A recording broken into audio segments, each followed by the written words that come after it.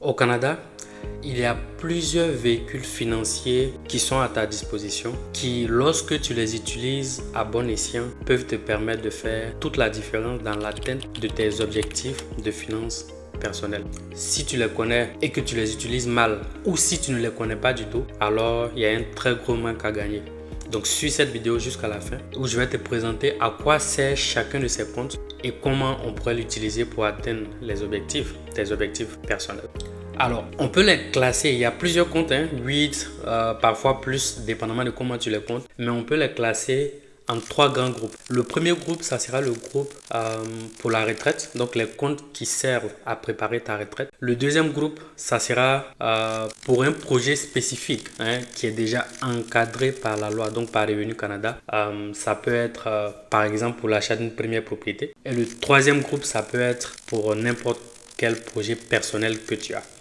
Alors, la spécificité de ces comptes, c'est que c'est des comptes qu'on appelle des comptes enregistrés, donc des comptes qui sont déjà encadrés par la loi et ce sont des comptes qui présentent des avantages fiscaux certains. Donc, si tu penses que tu payes trop de taxes, sache que le gouvernement te donne des moyens pour réduire un peu ta taxation.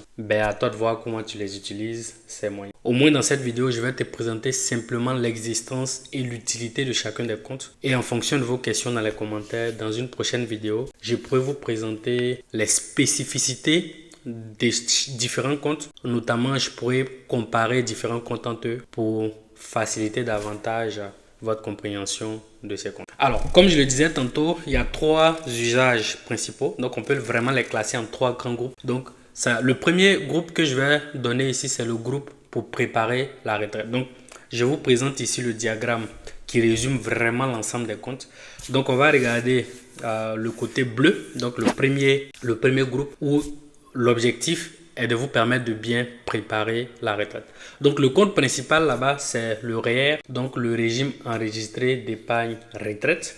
Alors donc ce compte-là, sa spécificité, c'est que si vous épargnez, il vient réduire votre revenu taxable. Donc pour être plus concret, donc si vous gagnez 100 000 $ par an, normalement on vous taxe sur les 100 000 $. D'accord? Par contre, si vous enlevez 10 000 ou 20 000 pour mettre dans votre REER, on ne va pas vous taxer sur les 100 000 $, on va plutôt vous taxer sur les 80 000 $. Enfin, et si on sait que le système de taxation ici est progressif, c'est-à-dire que plus tu gagnes, plus ton taux de taxation est élevé, tu vas te retrouver à payer moins d'impôts. Donc, ce compte, en épargnant dans le REER, ça va te permettre après à la retraite de retirer les montants que tu as eu et les montants peuvent fructifier à l'abri de l'impôt. Tant que tu ne retires pas, tu ne seras pas taxé. Et oui, ce compte peut se transformer après en FER qui est le fonds enregistré de revenu retraite. En fait, c'est un fonds de décaissement. On appelle ça un compte de décaissement. C'est le compte par lequel tu pourras retirer ton argent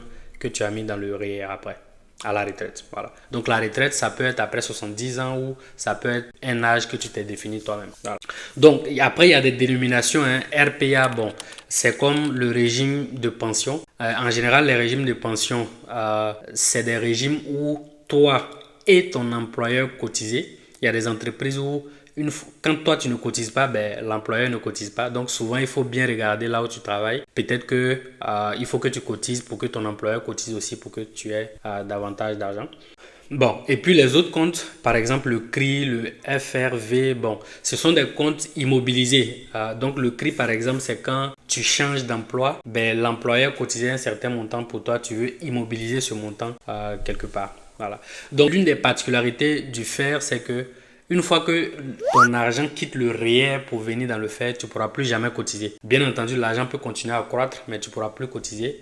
Et une fois que l'argent aussi est dans le FER, parfois il y a des obligations où tu dois retirer un certain montant. Mais aux retraites, tu payes l'impôt quand même. Voilà. Mais si tout le reste t'embrouille, tu peux quand même te concentrer sur le REER, qui est le régime enregistré d'épargne retraite. Et ce compte va te permettre de réduire ton revenu taxable. Mais n'oublie pas, quand l'argent va grandir dans ton compte et le jour où tu vas vouloir retirer, on va te taxer. C'est juste une façon de repousser ta date de taxation. Ça peut ne pas être mal parce que si dans le futur, tu n'as pas de gros revenus et que ça sera le revenu qui est basé sur ce compte, tu vas gagner parce que le taux de taxation sera plus bas. Voilà, c'est à ça que ça sert. Maintenant, on va regarder la boîte verte dans le diagramme. Là-bas, c'est quand on veut faire un projet d'épargne personnelle où le but n'est pas très clair peut-être. Là-bas, il y a un seul compte qui est le CELI. C'est probablement le compte le plus connu. Donc, c'est le compte d'épargne libre d'impôt. Donc, la distinction majeure de ce compte avec le REER, c'est que dans le CELI, tu mets ton revenu net. Donc, on te taxe et ton revenu net d'impôt, c'est une partie de ce revenu-là que tu peux mettre dans le CELI. Et une fois que tu mets l'argent dans le CELI, cet argent, s'il fait des millions, des milliards, il ne sera plus jamais taxé. D'accord? Donc, à la retraite, si tu as eu 1 million de dollars par tes investissements à partir du CELI, ben, ce revenu ne sera jamais taxé. Bien entendu, il y a des restrictions, mais je veux que tu retiennes un peu la distinction. Donc, distinction, le REER, ça réduit ton revenu imposable aujourd'hui, mais tu transfères la taxe demain. D'accord? Donc, ton argent va croître à l'abri de l'impôt, mais au moment de retirer, on te taxe. Maintenant, pour le CELI, ben, tu es déjà taxé, mais le reste que tu vas mettre dans le CELI va croître. Après, quand tu vas retirer, il n'y aura plus de taxe parce que tu avais déjà payé la taxe. Qu'est-ce qui est plus avantageux? Je vous laisse me dire en commentaire ce que vous pensez. La dernière boîte, qui est la boîte orange, c'est maintenant pour des projets d'épargne ciblés. Donc là-bas, il y a 3 comptes. Il y a le régime enregistré d'épargne études. Donc ça, c'est un compte qui est utile quand vous voulez financer les études de votre enfant, par exemple. Et oui, c'est quand même très intéressant parce que la particularité de ce compte, c'est que quand vous cotisez dans ce compte, le gouvernement cotise pour vous aussi. Donc le gouvernement vous aide à cotiser, d'accord? Et après, la taxation sera faite seulement quand l'enfant va prendre, par exemple pour ses études universitaires. Et ça sera taxé sur la base du revenu de l'enfant. Et comme on sait que souvent à l'université, les enfants n'ont pas beaucoup de revenus, ben, ils se retrouvent à payer moins d'impôts ou parfois même pas d'impôts. Après, la deuxième boîte de l'épargne ciblée, c'est quand vous voulez épargner pour acheter votre première propriété. Donc l'objectif est clair, vous épargnez pour acheter votre première propriété. Si vous épargnez dans ce compte et que vous n'achetez pas la première propriété avec, ça ne sert à rien, ils vont vous taxer. D'accord? Voilà. Par contre, si vous épargnez pour acheter votre première propriété, le compte reste très très avantageux parce qu'il combine les avantages du REER, j'espère que vous n'avez pas oublié, et du CELI.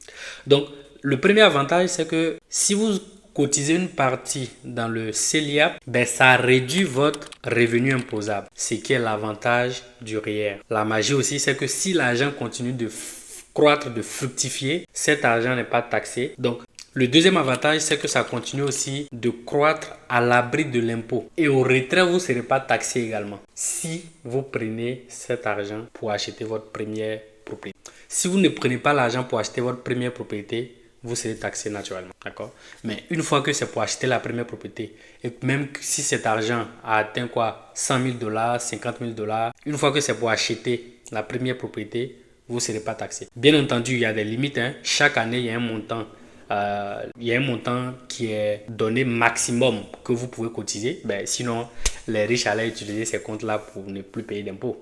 Voilà. Donc, il y a un montant maximum et je pense que le plafond à vie actuellement est fixé en tout cas à 40 000 dollars. Voilà. Donc, je peux donner plus de détails en fonction de vos questions. Et puis, vous pouvez voir aussi l'ensemble des informations sur le site de Revenu Canada. Donc, le dernier compte, c'est le régime enregistré d'épargne invalidité. Bon oui, comme vous l'entendez, ça aussi c'est un compte qui est spécifique pour les personnes handicapées. Et c'est un compte aussi qui présente les mêmes avantages quasiment que le compte pour les études. Donc, si un handicapé ou une autre personne de la famille cotise pour un handicapé, c'est pas forcément l'handicapé qui cotise. Ça peut être un proche de l'handicapé qui cotise, mais pour l'handicapé, ben, le gouvernement cotise aussi pour la personne, pour encourager à cotiser pour cette personne. Et ça permet à l'handicapé en question de préparer aussi sa retraite. Bien entendu, il y a des conditions. Dans cette vidéo, je n'ai pas voulu rentrer dans tous ces détails. Mais au final, si vous ne saviez pas, au moins à partir d'aujourd'hui, vous savez qu'il y a vraiment différents comptes ici au Canada qui peuvent vous permettre d'optimiser vos taxes, votre système de taxation. Donc que ce soit pour la retraite, ça peut avoir un impact aujourd'hui et demain. Que ce soit pour une épargne personnelle, pour n'importe quel projet, ou bien que ce soit pour une épargne ciblée, notamment pour les études de vos enfants, ou encore pour l'achat de votre première propriété, ou s'il y a un handicapé de la famille que vous voulez aider, sachez qu'il y a des avantages et des accompagnements que le gouvernement offre. Donc, en fonction de vos questions, je pourrais aller davantage dans les spécificités de certains comptes, mais je vois déjà le RIER et le CELI qui sont deux comptes quand même très populaires. Alors, est-ce que vous avez appris quelque chose? Si oui, n'oubliez pas de liker, de mettre un commentaire ce que vous avez aimé. Et surtout, si vous voulez que j'approfondisse davantage l'un des comptes, n'hésitez pas à me dire en commentaire. Dans tous les cas, pour avoir plus de détails, les spécificités de chaque compte, vous pouvez aller sur le site de Revenu Canada pour retrouver tous les détails qui concernent chaque compte. Parce que oui, ça change un peu chaque année. Les montants autorisés, les limites sont un peu ajustées chaque année. Donc, il y a des règles à suivre dans chaque compte. Je ne voulais pas rentrer dans toutes ces complexités aujourd'hui, mais au moins, en fonction de votre objectif et de là où vous êtes, vous pouvez maintenant faire des recherches ciblées. Par ailleurs, je me propose de vous faire une petite comparaison dans une prochaine vidéo entre le REER et le CELI. Je pense que qui sont les deux comptes les plus populaires. Est-ce qu'il faut maximiser ces comptes et comment les utiliser de façon efficiente? C'est un exercice difficile, mais je vais essayer de donner ce que je pense et ce que vous pouvez en tirer.